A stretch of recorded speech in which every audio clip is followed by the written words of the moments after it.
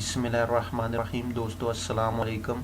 आज की इस वीडियो में हम अकाउंटिंग साइकिल का स्टेप नंबर 2 वॉचर्स की टाइप्स डिस्कस करेंगे। हमारे पास यहाँ पे वॉचर की 7 टाइप्स है। कैश वॉचर, फिर चेक वॉचर, फिर रिसीट वॉचर, फिर इनवाइस आर बिल वॉचर, फिर डेबिट नोट, फिर पे इन स्लिप और फिर क्रेडिट नोट। तो इन सब को हम वन बाय वन करके डिस्कस करते हैं। सबसे पहले हमारे पास कैश मेमो या वॉचर, इसको हम सबसे पहले देखते हैं कि when goods are sold on cash, जब चीज़ें कैश पे सेल की जाती है, the seller issued or written evidence, that evidence is called cash memo. यानी जब कोई भी चीज़ कैश पे सेल की जाती है तो कैश पे सेल करते वक्त जो सेलर है वो परचेज़र को एक एविडेंस देता है इन शेप ऑफ रिटन। तो उस एविडेंस को हम क्या कहते हैं? Cash memo. उसमें क्या होता है? डेट लिखी जाती है, डिटेल, उस प्रोडक्ट की डिटेल होती है, जिस बंदे को सेल किया जाता है उसका नाम और अमाउंट होती है। तो उसको हम क्या कहते हैं? Cash memo. यानी आप मिसाल के तौर पे जाते हैं, मोबाइल परचेज़ करते हैं, तो मोबाइल परचेज़ करते वक्त जो आपको बिल दिया जाता है या जो आपको एक डॉक्यूमेंट्स दिया जाता है या पीस ऑफ पेपर जो इन शेप ऑफ रिटन होता है, उसको क्या कहेंगे? कैश मेमो कहेंगे। उस पर सारी डिटेल लिखी होती है कि किस डेट को कौन सा मोबाइल आपने परचेज़ किया, उसकी अमाउंट कितनी है, तो वो सारे का सारा लिखा होता है और उसको हम कैश मेमो कहते हैं। इसी तरह हमारे पास जो है नेक्स्ट आता है चेक वॉचर। बेसिकली हमारे पास चेक वॉचर उस वक्त यूज़ किया जाता है कि जब पेमेंट रिसीट की जाती है इन फॉर्म ऑफ चेक। तो जब आप कोई भी payment in form of cheque में रिसीव करते हैं, यानी चेक के ज़रिए रिसीव करते हैं, तो उस वक़्त जो चेक होता है उस पे आप क्या करते हैं? एक जो है एज अ एविडेंस के तौर पे एक कॉपी जो है आप जो पेई है जो आपको दे रहा है उसको साइन करके आप दे देते हैं। तो वो जो आप साइन करके उसको दे देते हैं वो अपने पास उसको सेफ रख लेता है, क्योंकि वो एविडेंस होता है। वो उसको चेक वॉचर कहते हैं इन फ्यूचर के लिए, कि इन फ्यूचर में अगर आप कहें कि मुझे पेमेंट नहीं मिली तो वो उसके पास प्रूफ होगा एज आ, और उसी की बेस पे वो क्या करता है? वो अपने यानी आपके अकाउंट को उतनी अमाउंट से क्रेडिट कर देगा कि चेक के ज़रिए उसको पेमेंट कर दी गई। थर्ड हमारे पास आता है रिसीट वॉचर। रिसीट वॉचर क्या है कि जब आप किसी से पेमेंट रिसीव करते हैं तो पेमेंट किसी कस्टमर से, क्रेडिट जो आपने सेल की होती है, और उसके अगेंस्ट जब आप रिसीव करते वक्त उसको कोई एविडेंस देते हैं कि मैंने आपसे जो है इतनी अमाउंट रिसीव कर ली इस डेट को, और इस बिल या इस प्रोडक्ट जो मैंने आपको सेल की थी उसके अगेंस्ट, तो उस एविडेंस को क्या कहा जाता है? रिसीट वॉचर कहा जाता है। यानी वो जो रिसीट वॉचर होता है वो एक एविडेंस होता है फ्यूचर के लिए।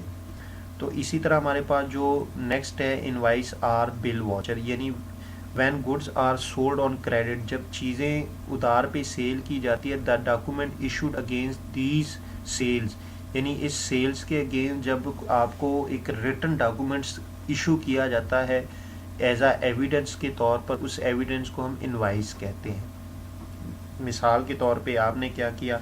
आपने किसी कंपनी को उधार पे मटेरियल सेल कर दिया। अब जब आपने उधार पे मटेरियल सेल कर दिया तो अब आप सेल करते वक्त उसको एक रिटन जो एविडेंस होता है वो दे देते हैं, यानी जिस पे डेट लिखी होती है, उसके बाद उस कंपनी का नाम लिखा होता है जिसको आप सेल करते हैं, और फिर उसके बाद प्रोडक्ट की डिटेल लिखी होती है और उसकी अमाउंट लिखी होती है। वो जो आप उसको एक पीस ऑफ पेपर देंगे इन रिटन फॉर्म में, उसको हम क्या कहेंगे? बिल या वॉचर कहेंगे। यानी इनवाइस या बिल जो है वो जब आप उधार पे कोई चीज़ सेल करते हैं उस वक्त जो आप एविडेंस देते हैं या डॉक्यूमेंट्स इशू करते हैं उसको हम क्या कहते हैं? बिल या इनवाइस कहते हैं। इसी तरह हमारे पास डेबिट नोट है या सेल्स रिटर्न।